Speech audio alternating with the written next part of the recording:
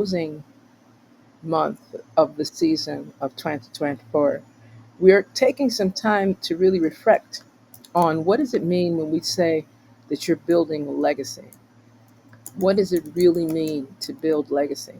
And how does that bring us together? How do we offer different formulations of engagement and structure? Okay, I'm being told that I am not audible. Give us a moment. Oh, I am. Give thanks. Thank you, Sister Queen Angela, our visionary, our blessed sister who is bringing all the different elements and dynamics together. Thank you for that confirmation. I wasn't sure because I was looking in the chat, perhaps in the beginning. So let me go back to what I was sharing. When we speak of building a new legacy, we're speaking of a variety of things, and I would like to highlight what is usually shared inside of our broadcast. What is building legacy? It's an interdisciplinary and a transcultural media broadcast in the context of what we do here to share words, conversations, action, noble deliverables, perspectives, and just resolutions that are grounded on what we can do, not so much what we can talk about, not so much what we can just reason or what we just do this portion with, but how are we able to bring together actionable deliverables? Remember that hashtag, actionable deliverables, so that we can address affairs within ourselves, our families, our communities, our respective nations, and bringing it wider and wider and wider so that it benefits humanity when possible. Because some persons are not comfortable in their human frame. Hence, no matter what we do, no matter what things are shared, it just will not be pleasing and not be acceptable to many of them. We also talk about the way in which we can explore actions that are happening. I'm currently in the Virgin Islands in the sense within the center of the Caribbean.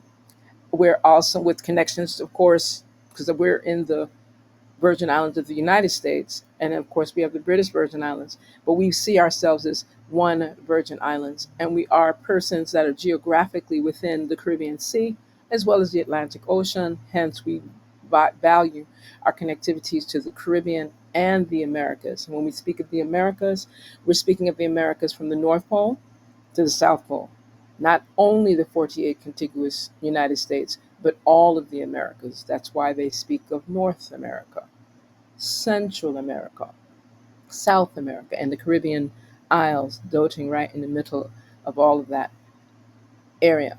We always talk about things that are happening in Africa to give context to things that affect persons of African ancestry, African ascent, especially now that there has been a renewal in the United Nations from the first International Decade for People of African Descent, which was January 1st, 2015, and it will close out December 31st, 2024.